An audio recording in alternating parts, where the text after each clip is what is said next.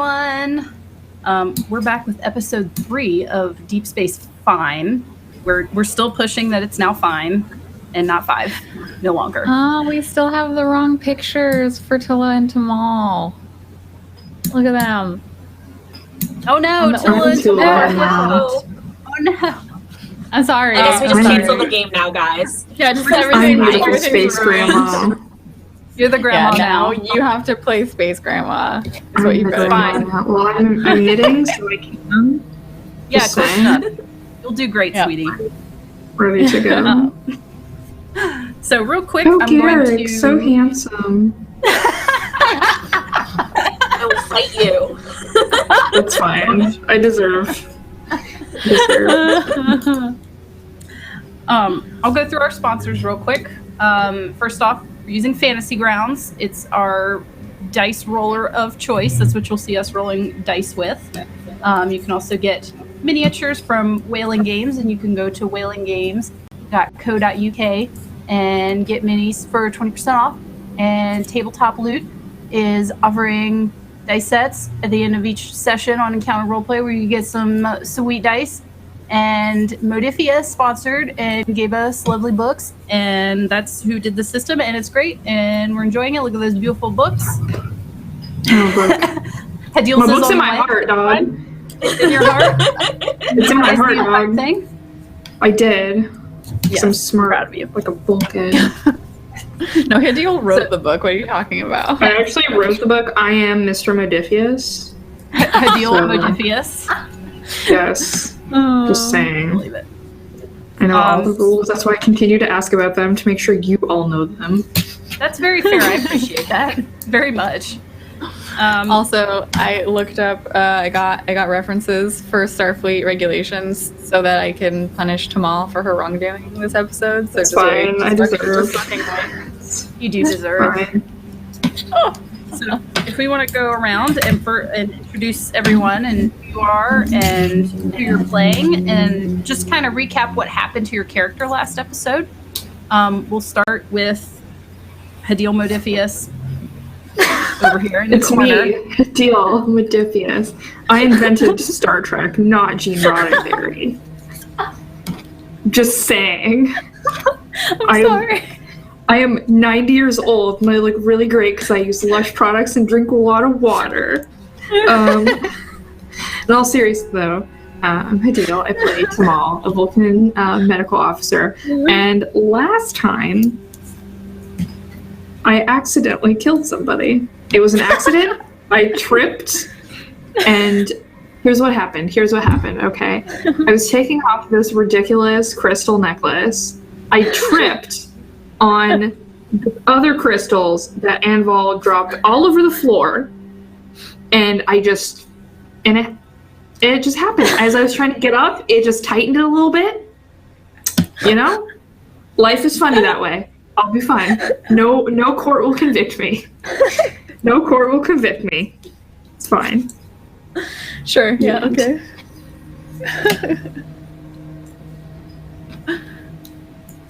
Sorry, I was DMing Will to be like, wrong art on wrong people. Lisa, tell us about yourself and Tula and what happened. I am Lisa. I am playing Tula Talur, who is an elderly Betazoid woman, relatively recently retired from a glamorous life modeling intergalactic space fashions all over the universe. But last episode, we found out that maybe it was something more. She received a bunch of cryptic scrolls at the station that tie back to her past life.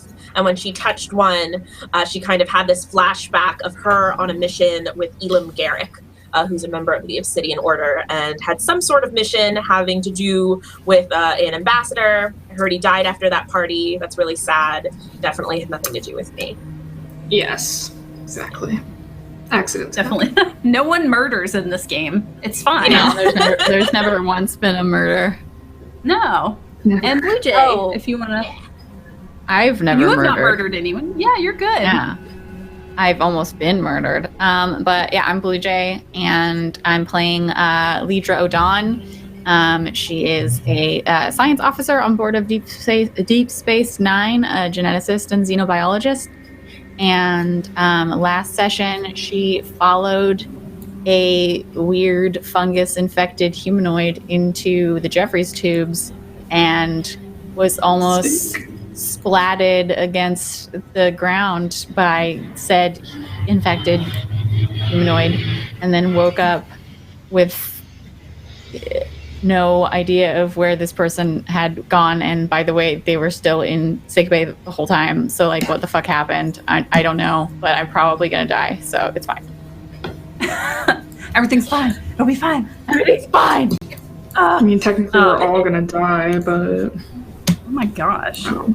It's real. Sorry, I'm getting into character. You know how much I love that, so... method acting, Kayla. Method acting, yeah.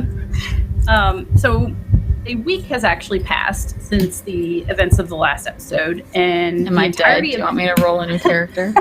No, you're not dead. And the entirety of Deep Space Nine has been quarantined off to contain those who may now be infected. It's kind of up in the air.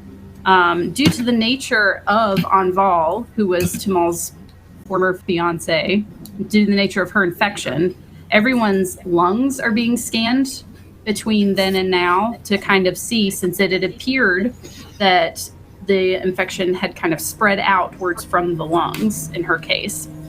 And it was also deduced post-mortem that that was technically the cause of her death, was the infection. Yeah, see, I don't then I remember guess anybody. you can't be accused of murder. Sure She's can. quite, like, What a looks like Timal's coincidence. getting away.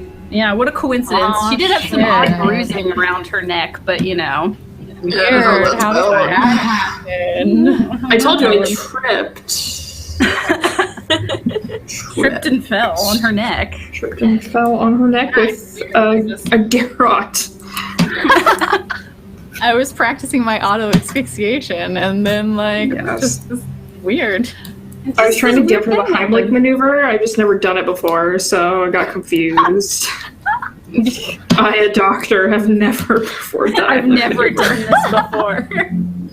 I, an actual educated medical doctor, have never before performed the Heimlich maneuver on another living human. It's fine.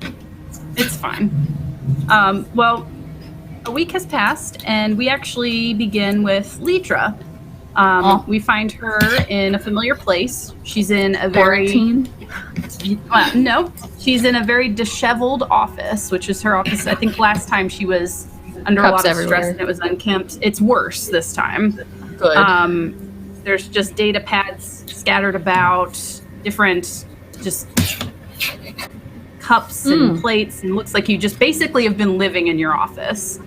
A cold Rectagino from who knows when. Yeah, maybe a little moldy, which you get freaked out by, considering all things considered.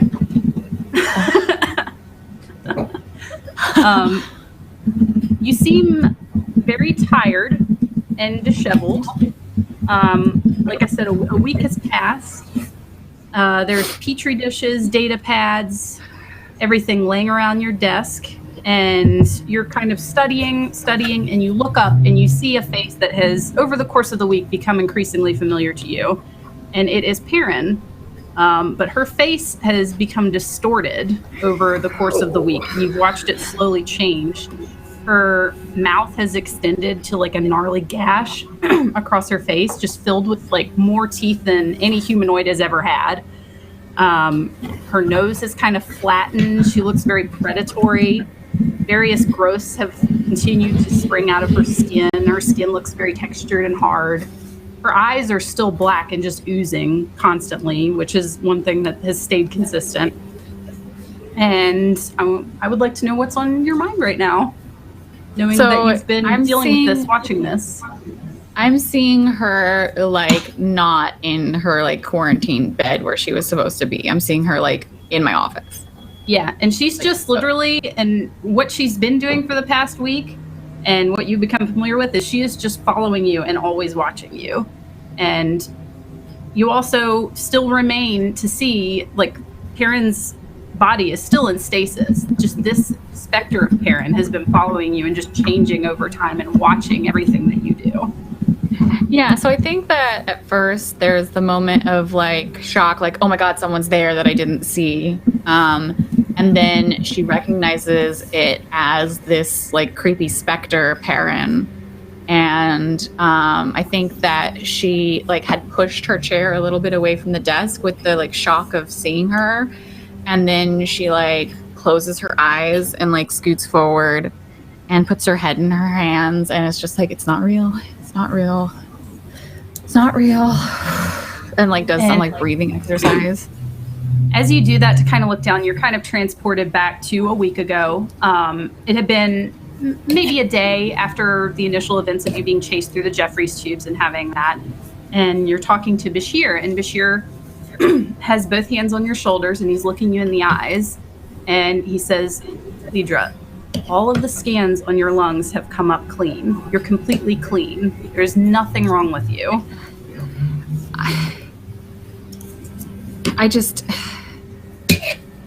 I'm telling you what I saw, and I could feel it. I wasn't hallucinating, and if I was, then there's something wrong with me. I don't trust myself. He kind of sighs for a minute and he's like, I want you to take the next day off and relax. There was a lot of stress. You've been studying a lot. I don't think you've properly slept. I think if you take some time, everything will work itself out. And he kind of squeezes your shoulders a little bit and he stands up and he turns and leaves the room. And behind him, as he turns to leave, is Perrin, who had been standing behind him the entire time, and she's just staring at you. And I think that she like wide-eyed like looks at the specter of Perrin, and like Julian was just like, just take a day off and get some rest. And she's like, nope, and like goes back to her office. I refuse. Yeah, and so we come back to the present day when you were hanging your head and kind of trying to ignore the even worse future Perrin staring at you, and you look up, Good. And she's even closer to your face. She's just been following you, and this is just something that you have not completely become acclimated to, but has become a constant in your life. Just go away, please. Don't know what you want from me. And you can kind of see her just awful mouth, just it's like extended just all the way across, and it just kind of opens. Yeah, she takes a tricorder and she's just like scanning herself, like what the fuck is wrong with me? Like scanning where she thinks Perrin is, like what the fuck is wrong with me? And we will switch over to Tula, who in the present day has been cleared by Bashir as being lungs totally clean for about the 11th time or so. You're kind of losing track, but you just kind of, sometimes you'll go back to your quarters after he says you're fine and you'll cough a little and immediately turn and run back. I am concerned. Yeah. Yeah, he kind of looks at you and he's like, Tula, you are fine. Please go live your life. Everything will be fine. Are you sure? I had a bit of a cough, and I trust you, doctor. Of course, you are brilliant. But Lidra has been really thorough with my examinations in the past, and I'd really love her opinion as well. I just spoke with Lidra. She's still a little tired. I think you just need to leave. You need to go. She's tired. Is she feeling sick? I've had a lot of contact with her, so okay. You hear like just a muffled from the other room. You hear like muffled yelling, like 2 hours later. Well, Bashir's like, come on. Isn't there anyone you can go spend some time with that is not in the medical bay? Anyone in the world? It's true. There was something I was in the process of doing when the quarantine took place. So I suppose I will try my best to put my mind aside from this disease, but I hope that you all figure it out and eradicate it as soon as possible. Yes, okay. And he just kind of turns around and walks back to medical, and he's expecting you to leave. And I assume you are heading where? I am going to head to Garrick's tailor shop. Tuba still has in her pocket the black plastic rectangle, I guess, that had that weird symbol on it that was in her things. Okay. Well, you head down the promenade. It's in the past week, it's gotten not less busy, but more quiet. Everyone is very on edge. Obviously, prior to this, we were trying to keep any news of this infection quiet, but everyone had to be tested. So everyone is in kind of a constant state of stress. A little bit Tula in the fact that if they cough a little, they're a little worried. So Bashir's equally as tired, having to deal with everyone, assuming that they're possibly dying. Say a little bit Tula? A little bit Tula. A little bit. Tula, like, while everyone else is really stressed, Tula's a tiny bit smug because she did warn everybody. She's like, I lived my life like this, okay? Yes. I knew it. Well, you head down the promenade to the familiar tailor shop that you have visited quite a few times.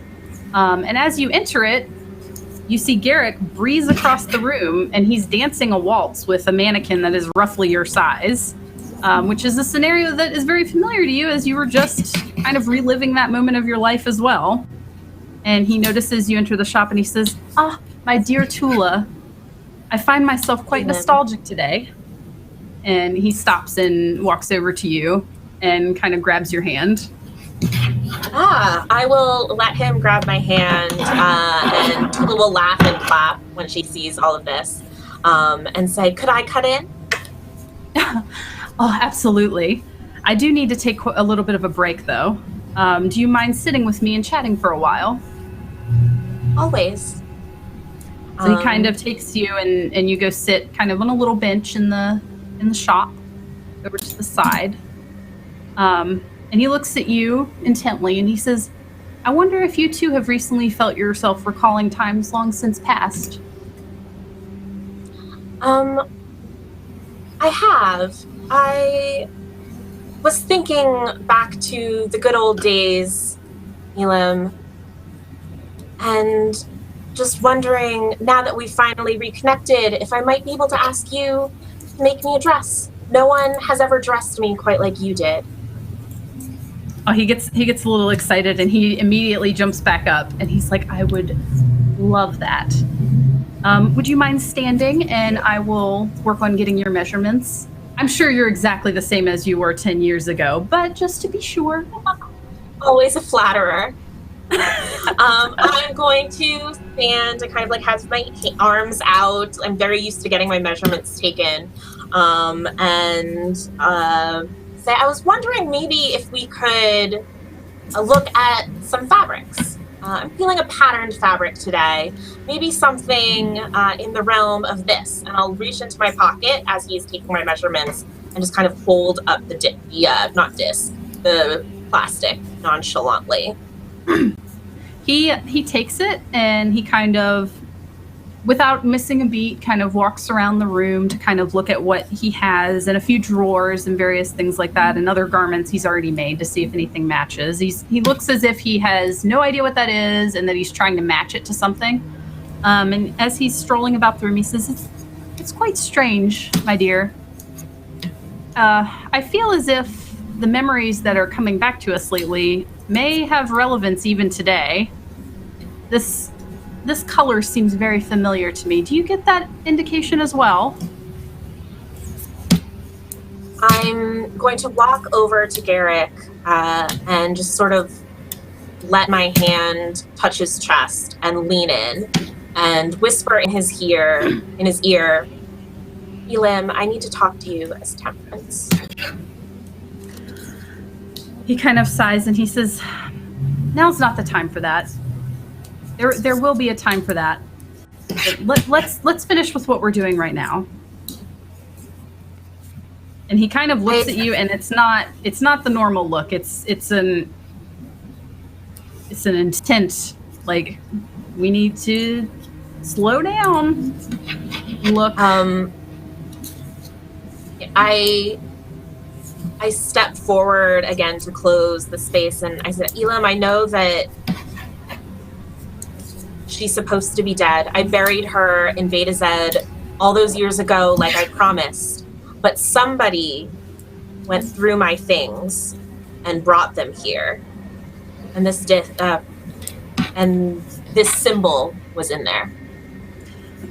He pockets the card and he moves quickly away from you and picks up a little bit of fabric that matches the card pretty closely. And you notice it has a couple loose strings sticking out of it. And he says, as if he did not hear anything you just said, he said, Tula, perhaps not all of our choices remain in the past, but follow us into our futures with the intent to tear us apart, thread by thread. And he starts picking at the threads one by one. And he says, what do I know?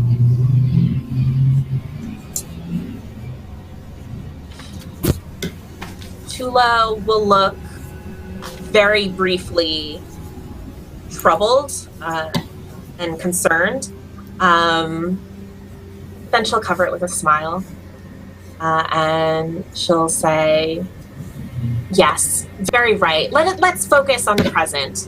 And we'll continue just walking around the shop, like looking at fabrics with him.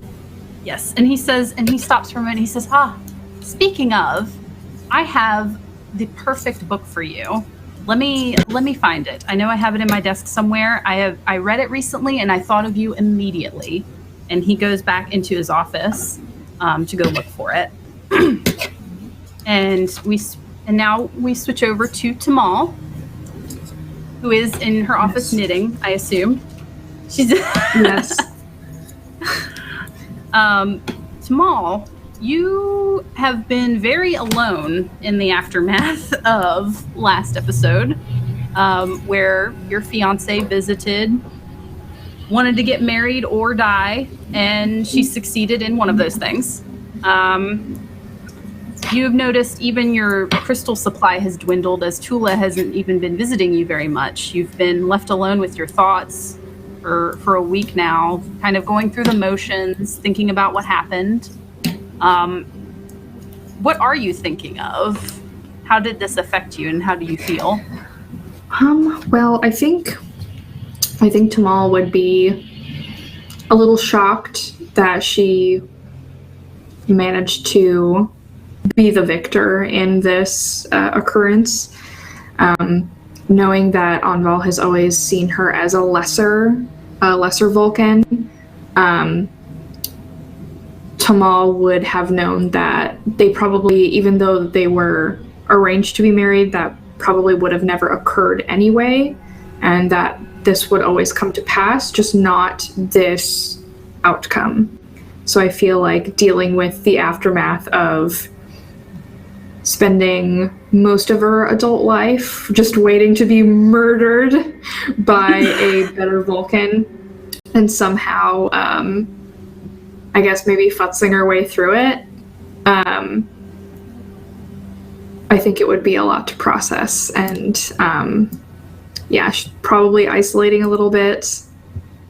She will be keeping that rose quartz necklace close.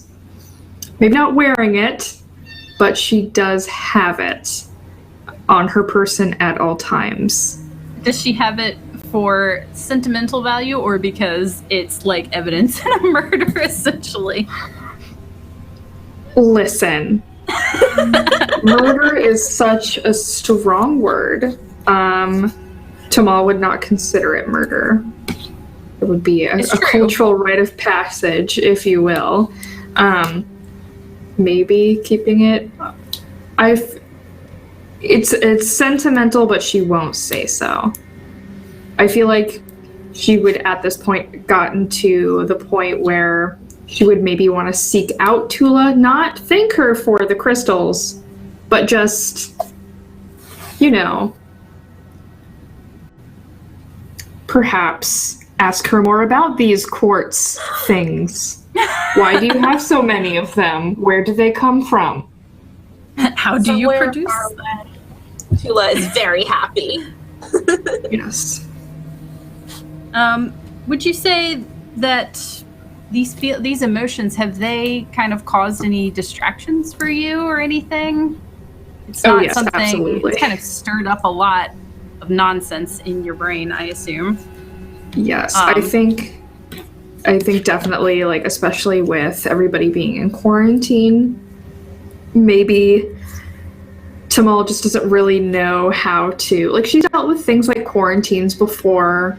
The frontier colonies have all sorts of diseases that need to be dealt with, but I feel like maybe Tamal wouldn't be completely focused on the task at hand, which is out of character for any Vulcan, always focused. Yes, over the course of the week, this distraction has come up a couple times. Bashir and Peter and everyone else in medical have kind of caught you absentmindedly almost administering the wrong sort of medicine or surgery or anything. You've been caught a couple times. Finally, one afternoon, after a particularly stressful encounter where you almost installed a neural transducer on someone with a common minor viral infection, Bashir looks at you and I mean, you know, Bashir looks at you and he says, Tamal, we know you're completely clear of any infection. You've been incredibly distracted lately. You need to process what has happened. I would rather not order this, so if you'd please. And he kind of turns and gestures to his office and hands over everything you were working on over to Peter, who looks very irritated. I will obey my superior and walk into the office. And as you enter the office, you notice that Lidra has actually already been brought there. Oh boy. And I make he like asks, a face. He asks you to sit in the chair. Lidra is kind of sitting in another chair. Lidra, he brought you in here to kind of decompress. Perrin is still over in the corner staring at you very intently. And he kind of walks across the room. You two are in two chairs right in front of him, and he turns around and looks at you, and he kind of clasps his hands in front of him. And he says, I typically would like to do one-on-ones, but you two are my best officers, and I really need you to be in the best possible mental state. And I typically would ask one of you to deal with this, but both of you are a little distracted. There's something going on, and I think we just need to talk about it. I told you why I was distracted, Julian, and you said that I was fine. You are fine. You're Meanwhile, both... I'm still hallucinating. I don't know why that would be. There's absolutely nothing wrong with you. Have you slept in the past week at all? I've tried. Yes. What is trying? I've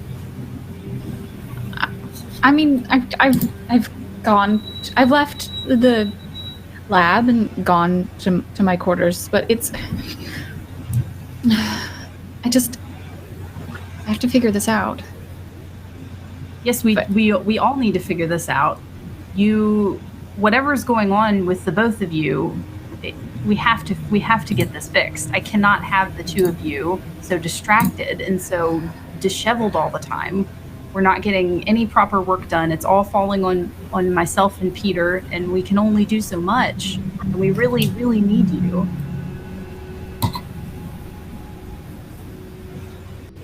And he says, he kind of sighs, and he takes a deep breath, and he looks at you, and he says, what is going on in your mind right now, Lidra?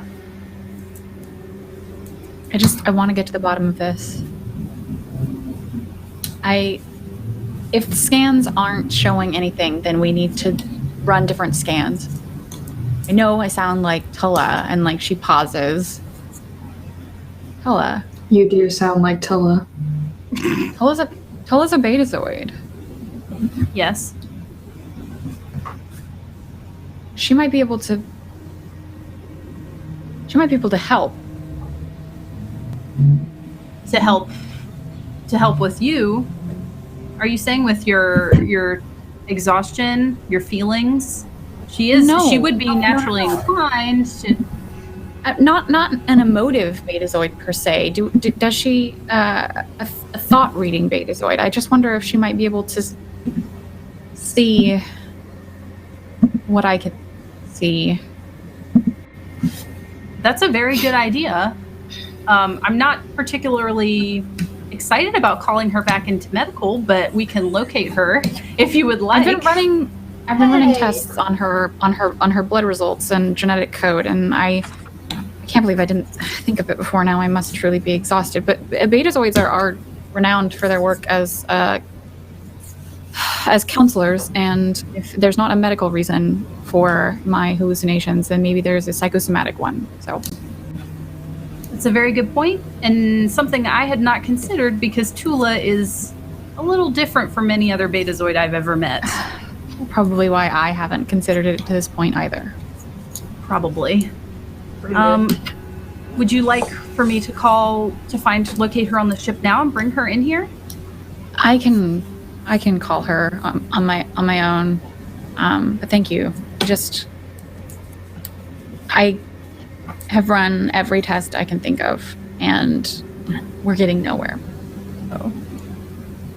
And he kind of looks down and he sighs again and he says, I've also considered the fact that this could be something perhaps with your prior hosts. Do you think that there's some sort of stress or memory that's coming back up that you never properly dealt with? I never encountered anything of this sort when meeting with my hosts before. I've only done a single ritual when I was joined. But I did research, and I don't remember anything of this kind coming up, no. Is it something that you could perhaps look to the experiences of your previous hosts to see if they have any sort of knowledge on levels of stress or hallucinations or anything like that? That's one benefit that you have. Why, yes, Julian. Mechanically, I can do that. Thank you for asking. Actually, yes. As a joined trill, and this is something that we would discuss together. Where's my... here we go. As a joined trill, I can declare that a former host has expertise in a relevant skill or field of study. Mm-hmm.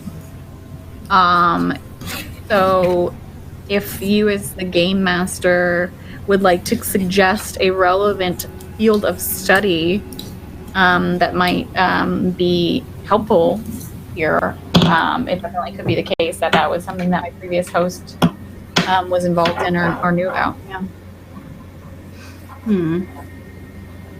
I am totally fine with anything. If you have something in mind that would apply, I was kind of it would be that more open like, would we? Because I did a lot of I'm pretty good on the xenobiology and actual studying of the physical thing front.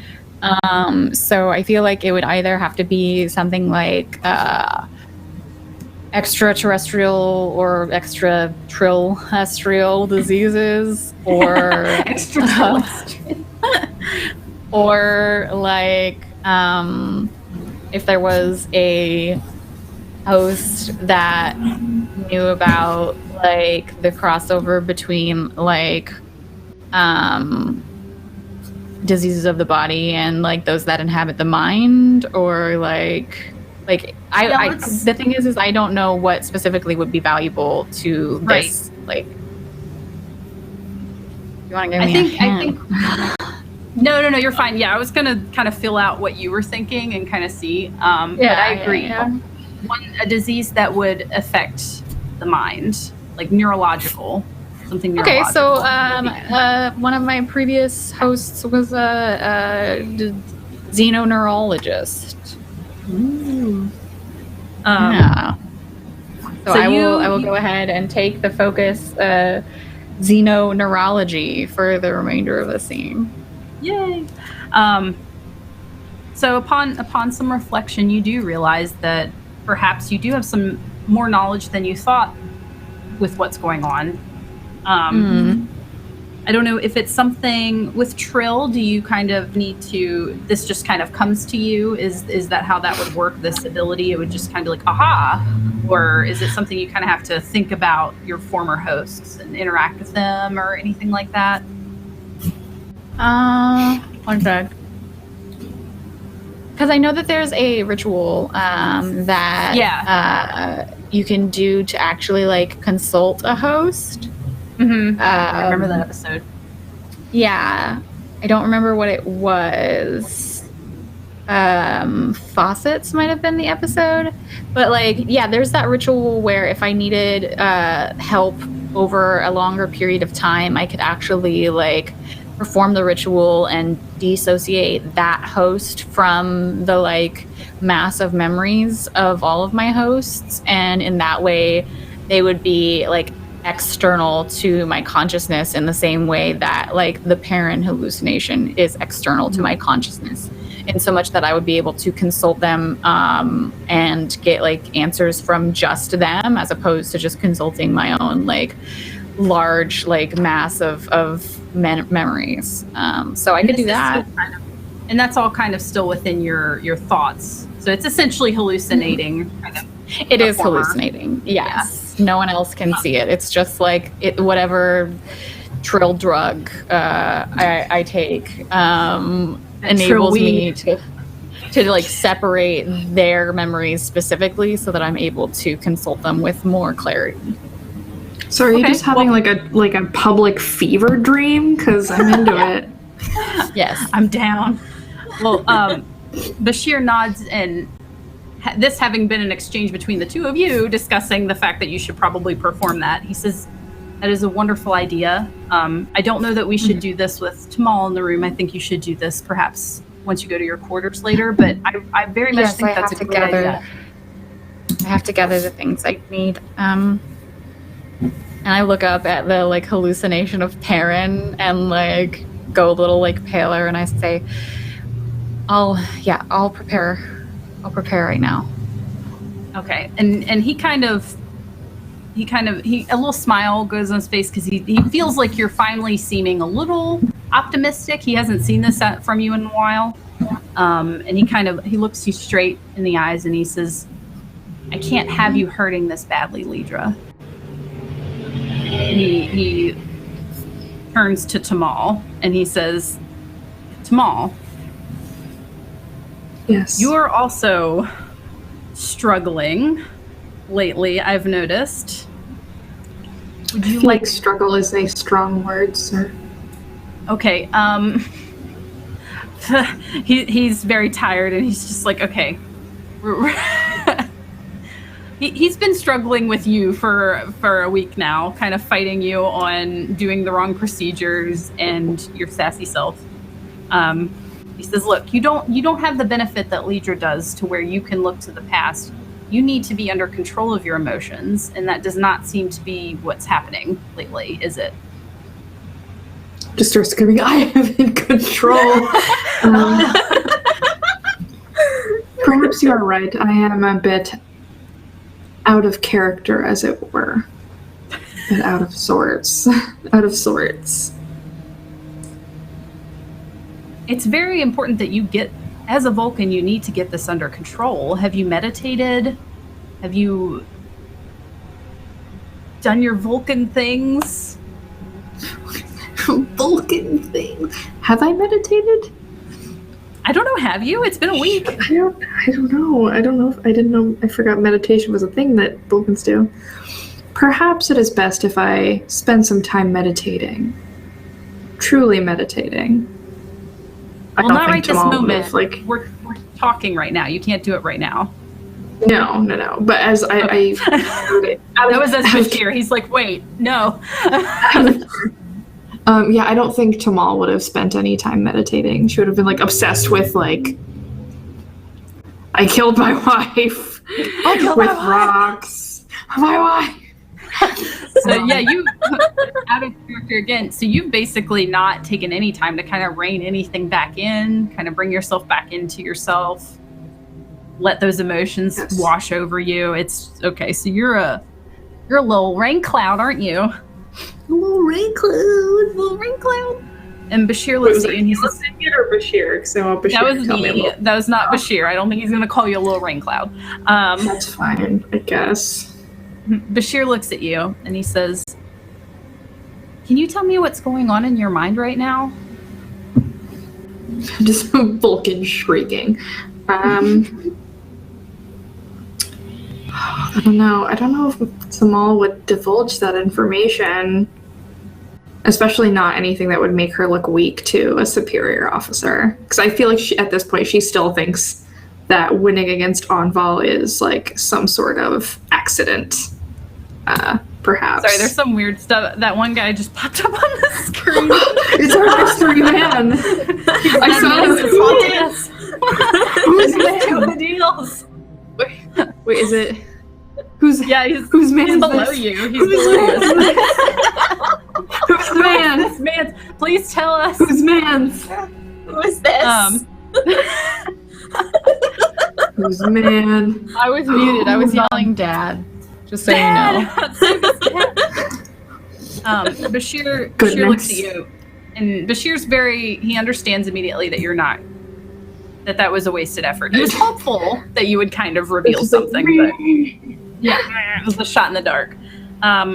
He'll see you and he said, well, what did your fiance mean to you exactly? Yikes.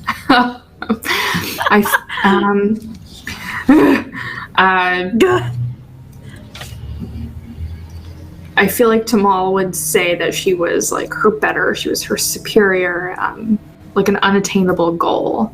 I don't know how to. Oh. Yeah. Sweet. Somebody has some self-esteem issues. Can't relate. Can't relate to that. Can't relate. He kind of thinks for a moment and he said, you had known her a long time, didn't you? Yes, we have known each other our entire lives. What was the nature of your engagement? What was the nature of our engagement? You were it was going like to get it's married. Yeah. We were going to get married. Was it for status? Was it for because of your families? Did they arrange this for you? Yes, our families arranged this probably for status. I would think be a status thing. Did the two of you never get along? There was never a moment? Enval has always been superior than I since birth. And you truly believe that? You've believed that this whole time? It's not about believing, sir. It is about knowing. He kind of sighs and shakes his head. But she's not here any longer. And it seems like it bothers you. I think perhaps her death was a mistake. It was not meant to be. He kind of leans back a little bit and he says, you think you should have died instead? Yes, that is how it was meant to be. Enval is stronger and more tactical than I am. Logically, she should have been the victor. I believe that my winning was chance. He kind of, his brow furrows and he looks down and he's like, I looked up a background on her before I did a post-mortem and I talked to you. She has no family left. She never completed school.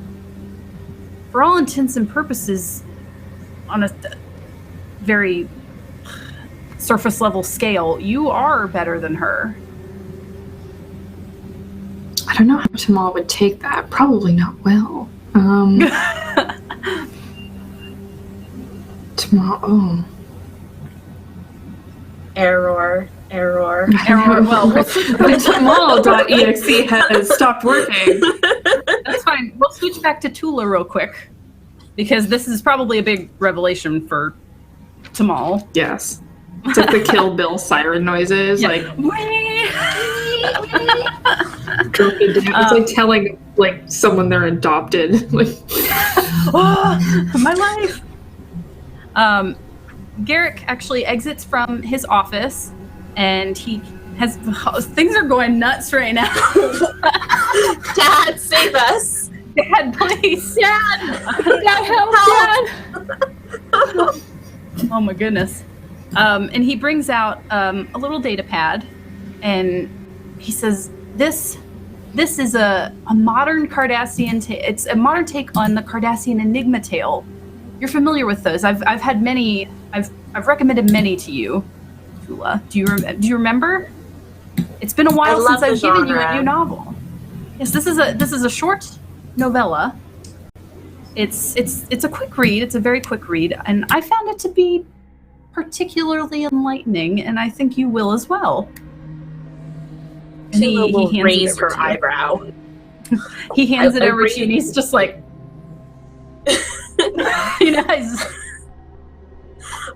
Tula will take the I don't know, they're like little cylinders, or it's a data pad. Yeah, it's a data pad. Take that. So like, a Kindle. Like a Kindle. Yeah.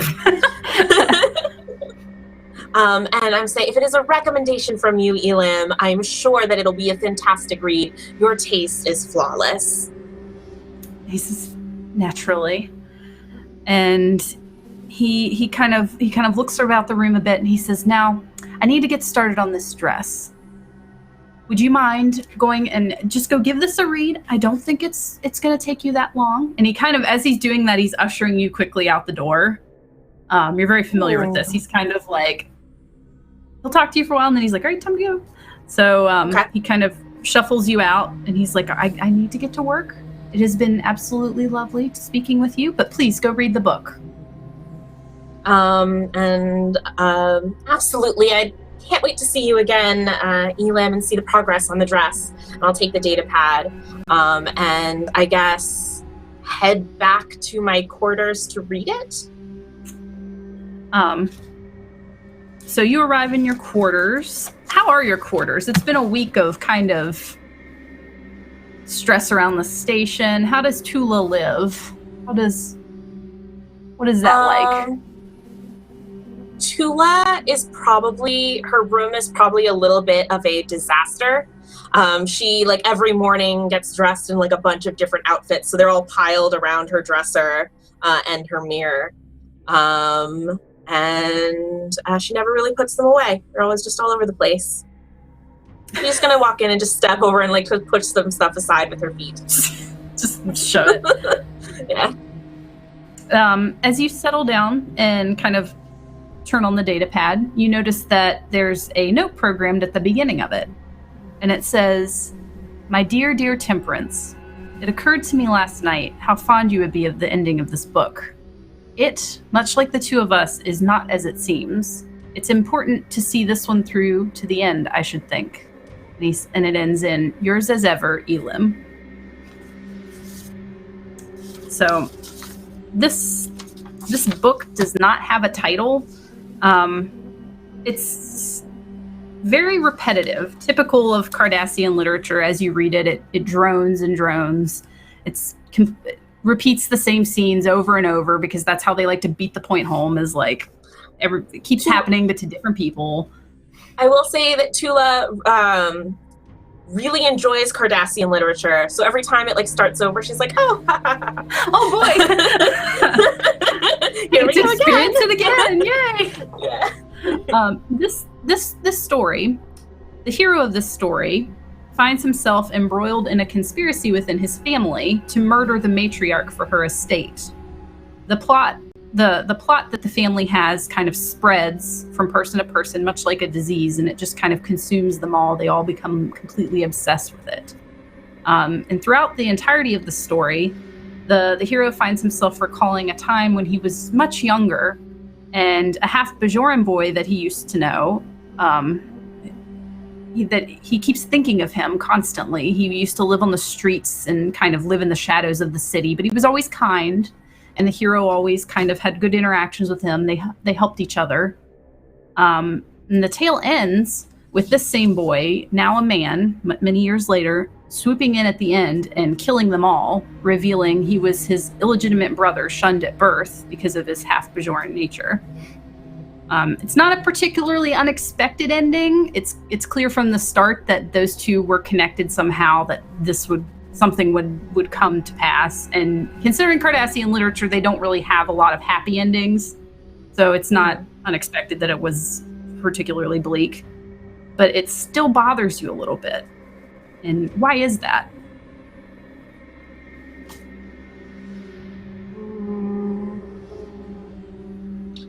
I'm not sure.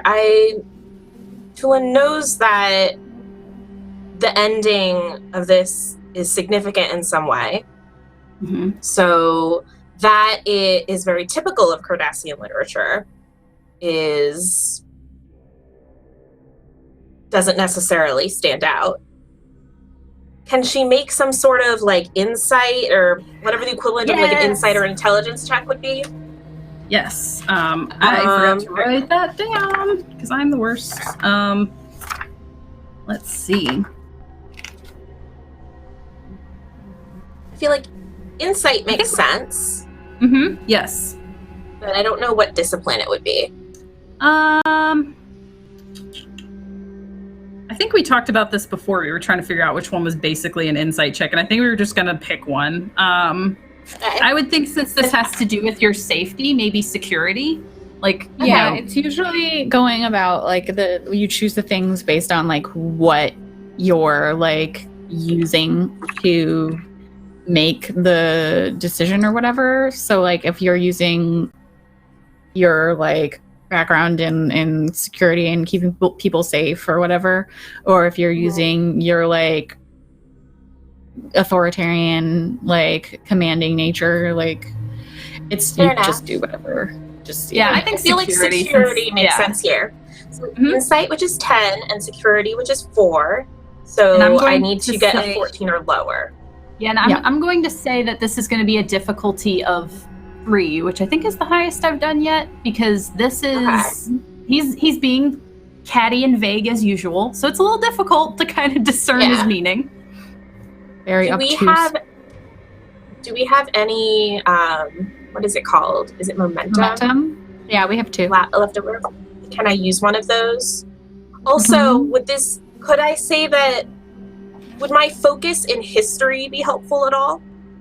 Oh, for sure. Yeah, that's fair. If you want to use your focus instead, then you don't have to. I don't think you need to use the focus. When you use your focus, it means that anything that meets or is lower than the number for your discipline is a double whammy. Double success. I'm gonna. You may not have to use momentum.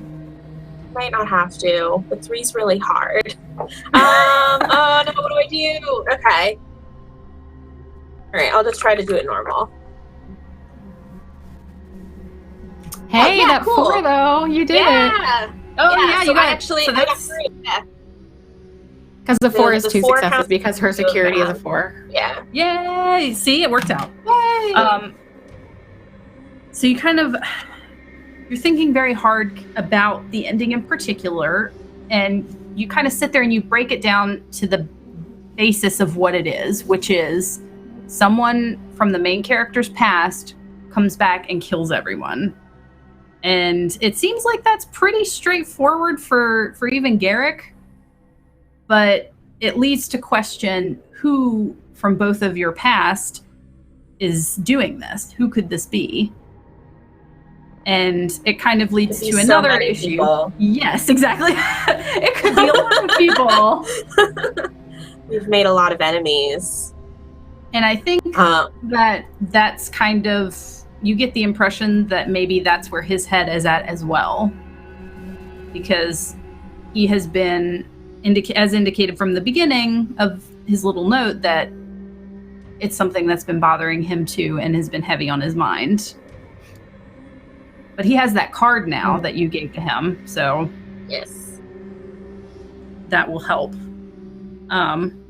So as you kind of come to this revelation, we return to Tamal, who has just been told that her fiance, who she always thought was way better than her, was actually not. She's not that great. I feel like Tamal would lose her Vulcan mind and would want to meditate on this. Just immediately just is like, shut down. I feel like she would like go back to her quarters. She's not an animal. Maybe. Okay, so you just get up and walk away. Yes. I'll excuse myself first. Be like, I must think on this, and go back to her quarters to meditate. Okay. In meditation, like, so you return to your quarters, you kind of get your little setup, turn the lights down. This would be the first time you meditated burn candles, put some crystals.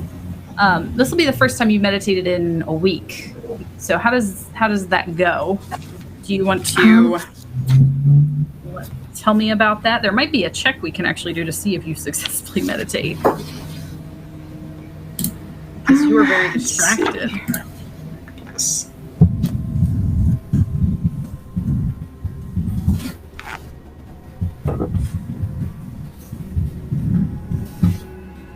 All right, so I think I'll get my setup. For some reason, can't explain why, I'll take the rose quartz necklace that I used for murder, and I'll put it next to all of my consumables, I guess. And I will try and sit in silence, but it's hard. My mind is yell noise all the time. I feel yeah. I think it would be difficult to sit still for Tamal. Is there anything kind of going through her head? If she can't meditate, what is on her mind?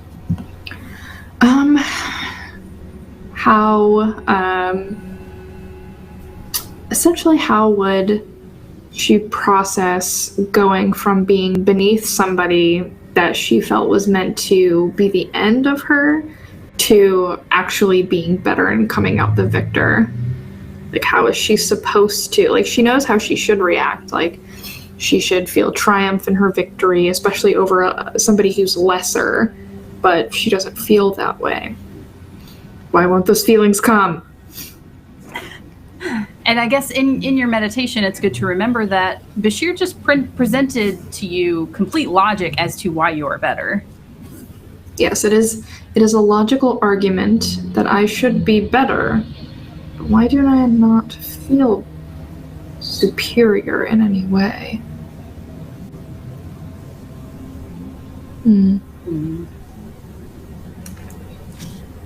Well, while you're meditating, Lidra, you are back with Bashir. Tamal had just excused herself quickly and left the room. And Bashir kind of looks at you, and he had been consulting his data pad, kind of taking some notes and thinking. And he looks at you and he sighs, and he says, "Next week, I would like the two of you to take a day off in the Hollow Suite. And I'm ordering this. I want you to, the two of you, it's a good team building exercise. I think you two could really help each other. I know it's not totally ideal, but I'm going to review the programs you two have on file. I will pick one that I think will work. And you'll have a nice day. You won't think about work. You won't think about anything. And you will have some fun." Julianne, how long have we worked together? How long have we worked together?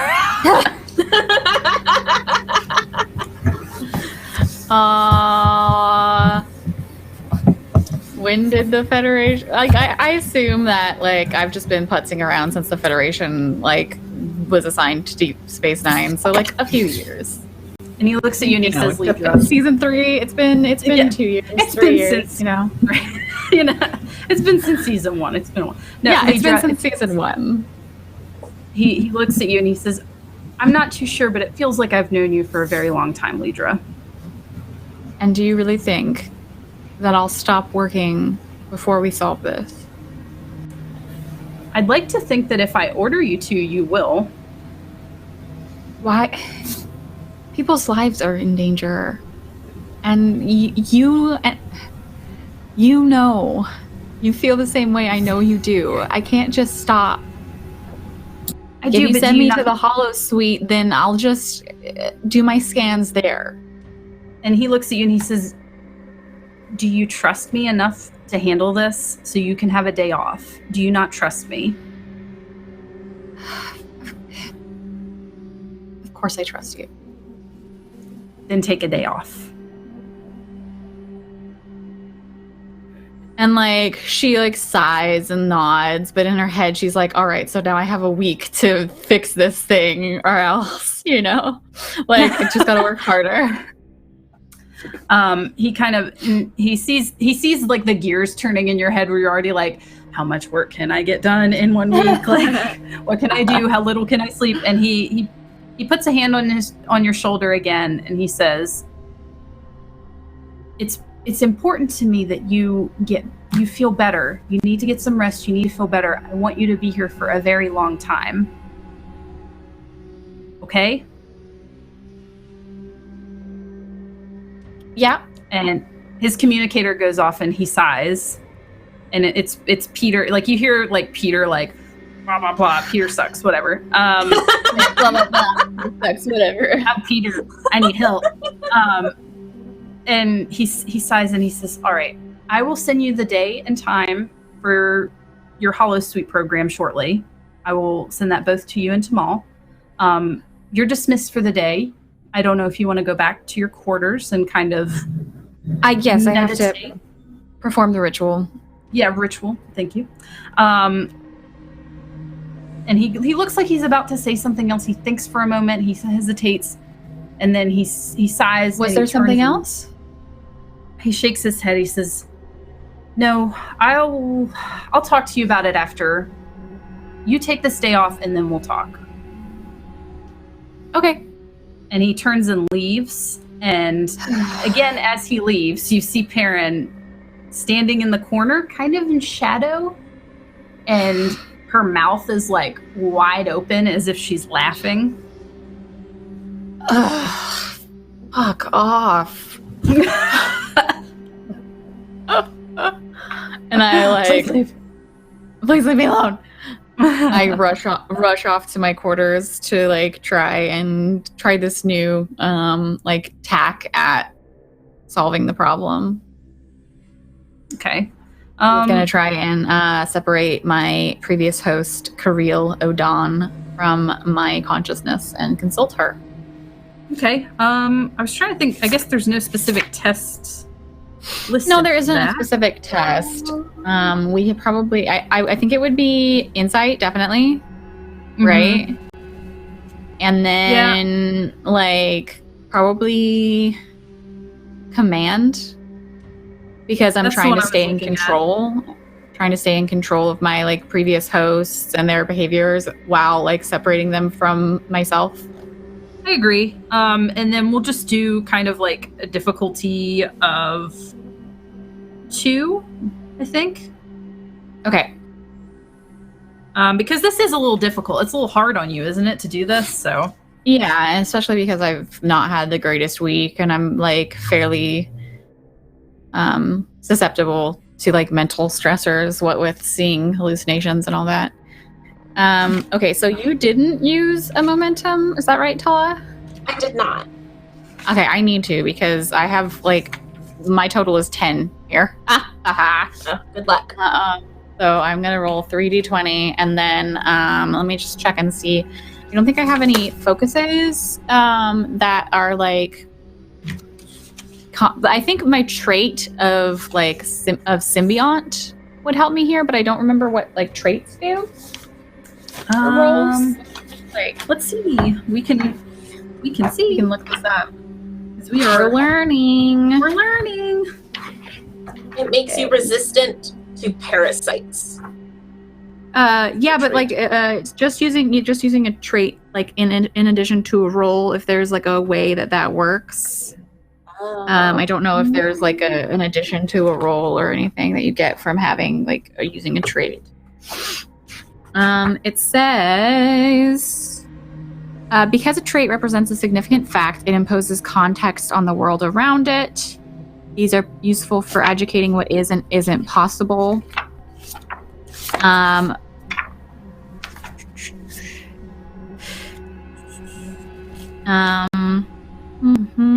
You can assign traits to scenes. You can suggest traits. They help the game. Yeah, the only thing that the traits do is help the game master determine what is and isn't possible.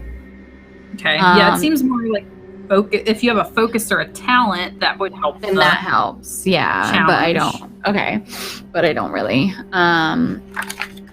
I just have joined, but that just makes me resistant to parasites, and be able to do the thing that we just did. Okay. I'm not using reason, control, engineering, or science. So cool. Ooh, I gain a single focus for no, that's once I've got her out. That's when I'm using my. Okay, so I'm just rolling 3d20 using that momentum. And I've got a 10 to meet or beat. Yeah. I get one success. One success. Out of 2. So tell me what happens. You try. I mean, have you ever attempted this before? The only time that I would have like done this would be when I was joined to like kind of greet my hosts. And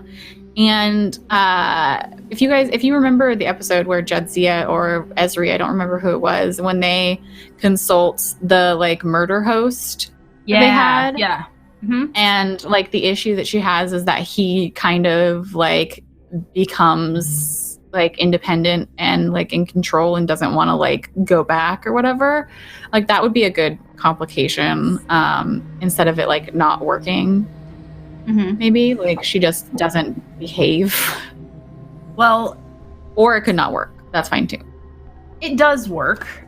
What was the name of the one that you called upon? Her name is Kareel, Kareel, Kareel O'Don.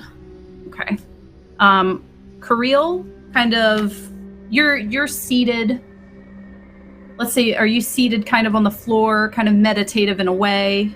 Yeah, there's like a weird cauldron with bubbling goop in it. Cool. If I remember correctly. That like I'm like smelling. It's like an incense of sorts. It's very similar to the like hot springs that the symbionts are grown in.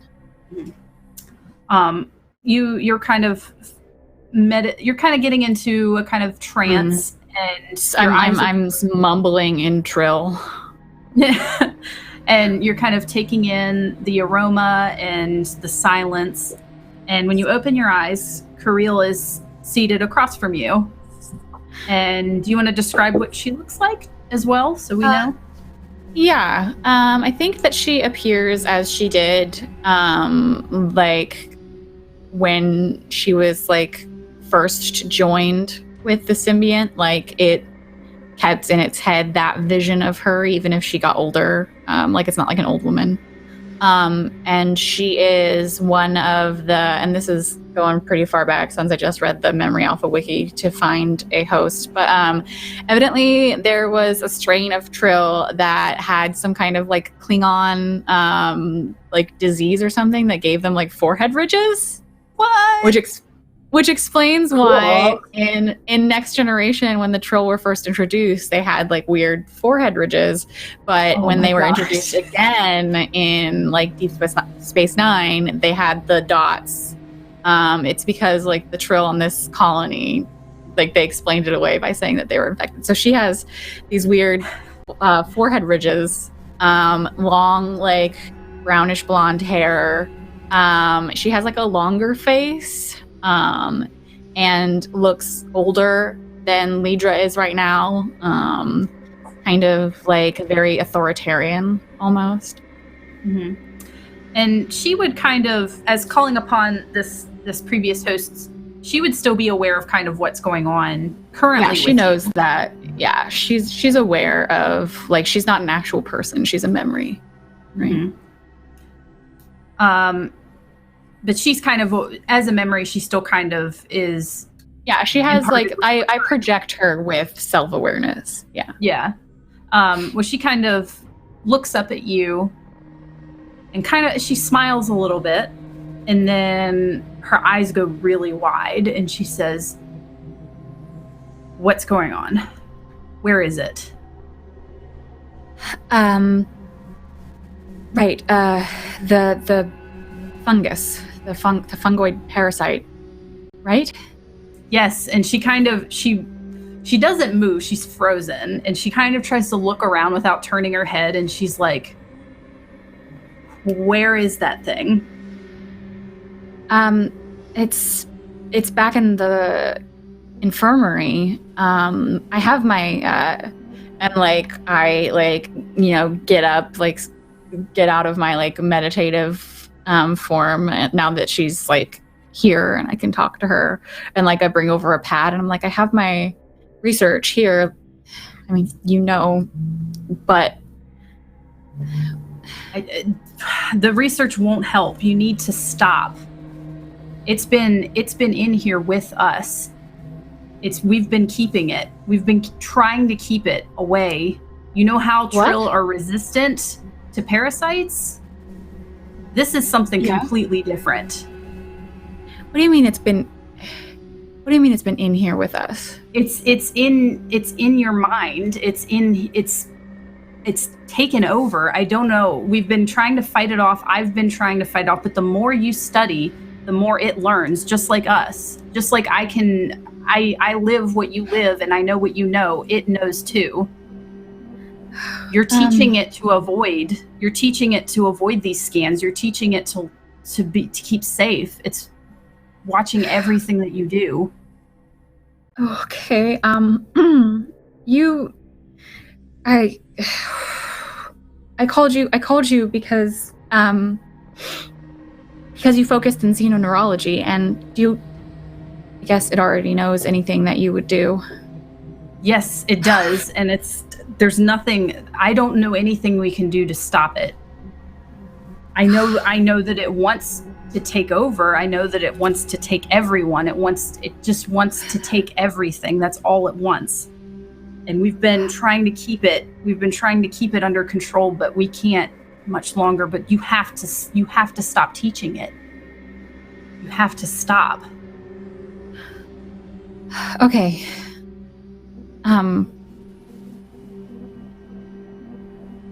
If I separated you from the others, I could try and do the same to Perrin.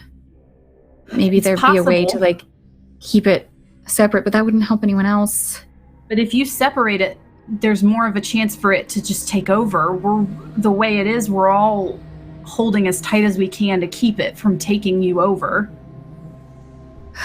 But if you separate it, we run the risk of it just completely succeeding. And I feel like it's got to be around here somewhere. And she just starts looking kind of very slowly around the room. Like, she's like, it's always there. No wonder you don't sleep. Or we don't sleep. None of us sleep.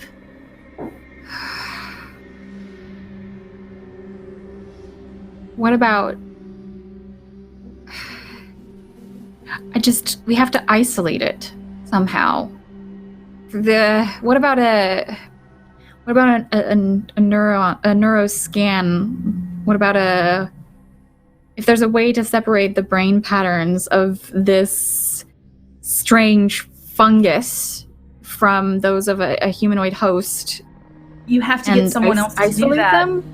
The more you think about these things, the more it's going to figure it out. It's incredibly I can't just smart. stop thinking.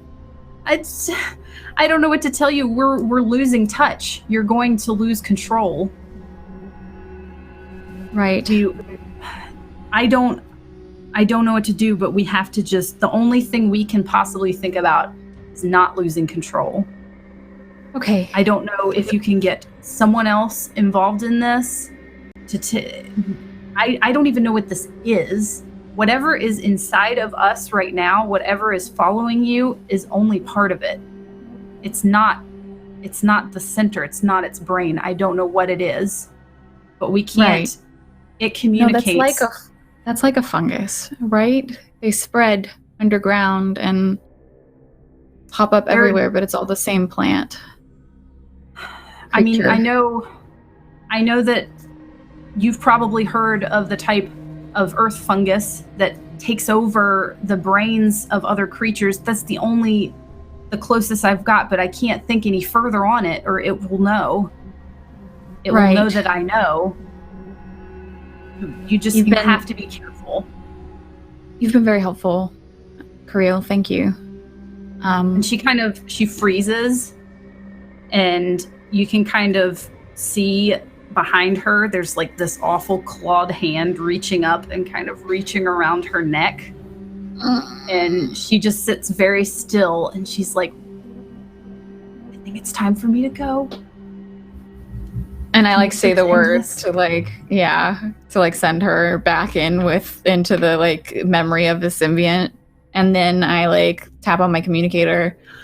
Julian, I think I have some more information that might be useful. I'm on my way back to medical, and don't tell me that you told me to take the day off. And all you hear is a sigh, and that's it. He does no words. He's just yeah. and I get up and head back. Yeah. And as you had sent Kirill away, Perrin had her hand, she was crouched down behind her, and you just see her hand close on nothing, and she just watches you as you leave the room. Good. Yes. Excellent. Good. And Tamal, how is meditation going? Not well. I'm very invested in we're gonna go back. Call upon your Vulcan ancestors. Yes. Tamal can't focus enough to get far into her meditation. She still can't quite grasp bettering someone else. The idea of being subordinate or superior is very fixed for Tamal, so it's a rare occurrence, and a rare occurrence that somebody as superior as Anval would just suddenly be lesser than herself. She's going through all sorts of emotions. They're all bad. Tula, I think it had occurred to you after you finished this novel that it had been a while since you gave Tamal a lovely crystal. Now that you are all clean and you visited Garrick. Yes. I am going to tuck the data pad underneath my pillow, so it's hidden. And then I go over to the only side of my room that is perfectly organized and is covered with lots of different types of crystals. And I'm going to kind of sort through them and land on one that is this deep blue with gold veining in it. And I said, well, this one will do. And then I'm going to head over to Kamal's quarters to pay her a visit, because I've heard she's having a bad time. Tamal is in her room, and she has the necklace, and what does it mean? What does it mean? It's Always Sunny, where it's she has a board of red strings. Do I knock on her door? Is there a space doorbell? I think it usually there's a doorbell. It makes a little there's a noise. there's a little beep noise. Yeah, I do a beep. Okay. Boop, Tamal hears the beep and she's just like, boop, boop, boop, boop, boop, boop, boop, boop, boop, boop, boop, boop. Tula doesn't have a lot of patience. no, she knows it's Tula, so she will Boop, boop, boop, boop. like attempt to hide the like crystals and will go and answer, like open the door a crack and be like, Tula, I do not make quarter calls. If you feel sick, you need to go to the medical bay, and like shut it again. Can I like put my fingers in and open the door the rest of the way? Yeah, I'm pretty sure that if we did a strength check on you or whatever the equivalent is, you would just like granny arm that open. Yeah, I mean, so I do that, and then they're just like just throw automatic my arm. doors. No, I just don't imagine her like, ugh. oh, Tamal, I heard the terrible news, and I just throw my arms around you. I just make a noise. Oh, and I'm like touching your hair, and I'm like, oh, my poor dear friend, I'm so sorry to hear. You need to talk to somebody. I mean, I'm sure that Dr. Bashir has talked to you, but it's not the same between us ladies, is it? And I loop my arm in your arm, and I kind of rush you over to like your couch or your bed, and like plop us both down, sitting next to each other, and I'm like really close to you. You What are happened? in my quarters. Oh, I am. Of course I am. Oh, before I forget, and I probably tucked it into my hair. I take out of my bun this blue lapis lazuli, and I'm like, this will help calm you, my dear. And I put your hands around it, and then I get up and I go up to the back of the sofa, and I put my arms on your shoulders, and I start giving you like a back rub. My lovely Tamal, you are so tense. So tense. It is always hard losing somebody. How are you taking it? The crystal does not make me feel better, though it is visually appealing. It is a lovely one, isn't it? It made me think of you. How do you get these on the space station? She still has not figured out where all these rocks are coming from. I have my arrangements with Cork, my dear. Quartz from Cork. Oh boy. I'm I sorry. feel like it is unauthorized. I will delicately like set it in my lap, mostly because you never know when you're gonna need another rock, so it's gonna like delicately pick it back up again, just in case. As I continue to like kind of just like rub your shoulders, try to loosen you up, Tula will say, I lost a partner once, a long time ago. I was much younger, and it was hard, but after I dealt with those emotions, and I can tell you're feeling some emotions, it became easier, and life goes on, and you do good work on this station, and you will continue to do good work. But right now, you need to focus on yourself. And my dear, and I'll kind of put my hand underneath your chin and kind of tilt your face up towards me. If there's anything I can do to help you in your time of loss, do tell me. And I smile.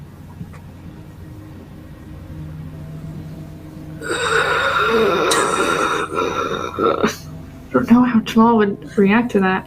I feel like Tamal would ask, like, I feel like Tamal, like, not knowing all of the customs of, like, every race on the station, like, space station, would have, like, a little bit more respect for Tula, because she would just assume that Tula had murdered her partner as well. Perhaps not with the same necklace, but, maybe with this crystal. Who knows? So there's, like, just a little, like, it's like in The Sims where, like, the little plus sign comes up. Just one, just in case. A plus sign! Tula too has murdered.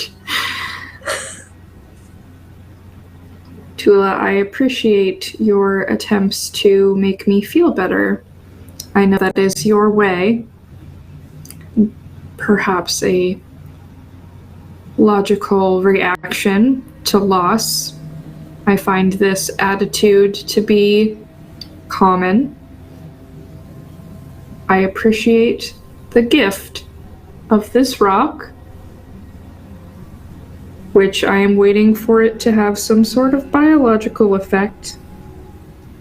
But it is different than the other rocks, and that I can appreciate. You have such a way with words, Tamal.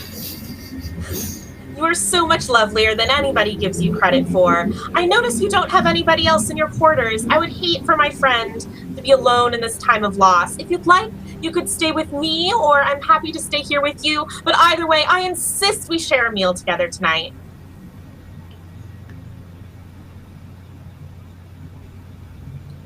I will agree to this arrangement. Yes. To the meal. To the meal. To the meal. As you are kind of discussing your future meal plans, you see that there's a data pad that Tamal had left kind of on the floor. Or no, you went to a chair. It's sitting on the arm of the chair right there. And she just got a message from Bashir about her holodeck reservation. I'm not even going to pretend that I wasn't peeking, and I'm just going to grab the data pad, and I'm going to say, oh, the Hollow Suites! I haven't been to the Hollow Suites since I came to this station. You absolutely must let me join you. And I'm going to sit down on the chair. I'm going to throw an arm around you and just kind of cuddle while we look at the data pad together.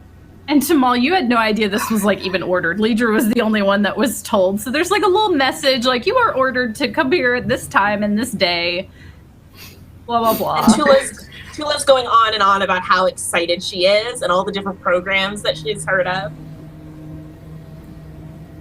Tamal is just Blue Jay. With the angry,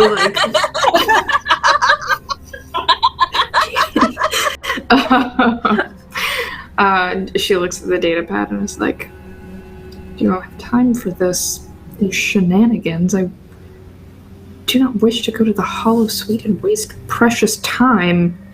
And then you get a follow-up message that pops up that says that you're required, you were ordered to do this. I cannot believe I have to waste my time in this manner, as it was requested by my superior.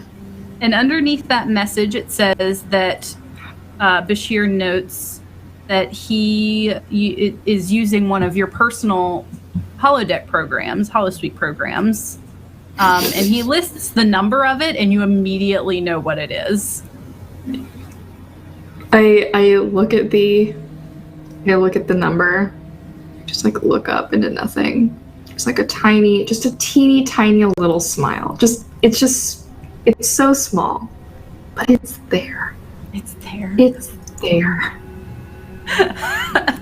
Perhaps this will not be such a waste of time.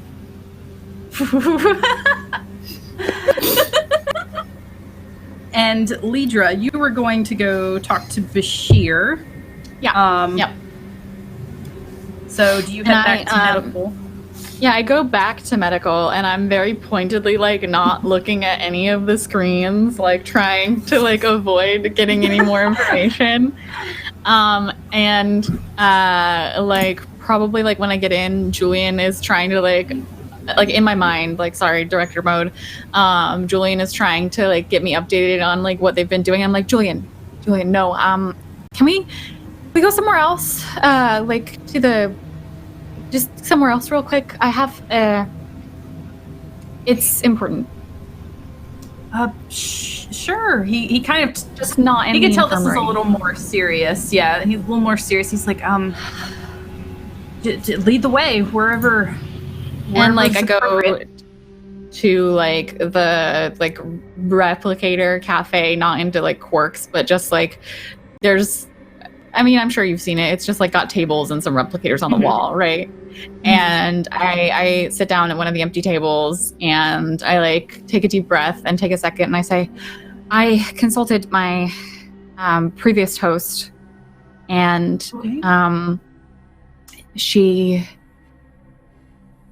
the parasite, the fungus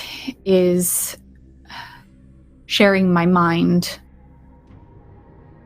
the same way that my previous host's memories share my mind, and they're trying to help me suppress it, but it knows what I know. And he kind of looks thoughtfully around for a second, and then he just kind of holds a hand to his chest and he starts coughing out of nowhere, and he's like, "Excuse me," and he kind of turns and coughs, and he kind of walks over to one of the replicators, and as he does that, you see that Karen is like clinging to his back and has like her claws like in the back of his neck, and she's looking at you. And he goes over and he's trying to replicate some tea, and he's like, "Excuse me, I don't know what's happening," and he keeps like coughing really hard. And you can see Perrin's hand is like squeezing tighter, and he's trying to stand up, and he says, "Sorry, I was scanned this morning. I promise I'm fine. It must be just something in my throat." And she goes a little off, basically, and she's just like, "Stop!" And she's talking to Perrin, but it's like in the middle of everybody, right? Yeah, and he's coughing. He's like, if I could. And he's just trying to replicate. He gets the tea in his hand, and Perrin's hand like lifts off of it, but she's still like clinging to his back like a little monkey. And he kind of like clears his throat, and he's like, and he manages to take a drink of the tea, and he's like, "I'm sorry. I only caught the beginning of that." No, that was it. I have to go. Okay. Sorry about that. I only caught. I think I'm just overworked. I need to go get some rest. You're right. I have to go. Okay. I sent the Hollow Suite information to you. I sent you a message, so check that out. Right. Make sure to do that. Yes. And he kind of clears his throat again, and he takes his tea, and he's like, "I don't know what just happened. That was weird." And he kind of goes back to medical, drinking his tea. And that's where we'll stop for the week. Shit. No. I'm sorry, Dad. I can't help it. I just swears. So sorry, Dad. Sorry, Dad. I'm a scary lady. You got a scary life. My life is very scary. So yeah, damn. It's scary. What the hecky? What the hecky? We're gonna have fun next time, though. We're gonna go to the holodeck. Fun. It'll be fun and take a break from all this horrible bullshit and all of our Theoretically, that's what will happen. Oh God, that's theoretically. Theoretically, I have to hide. Currently, we should have a guest next week, which I will talk about on Twitter. That's going to join us. I need to speak with her more on it. Yeah, it's gonna be real good. We'll have a fun holodeck episode, Hollow Suite. No. Deal. I refuse. Refuse.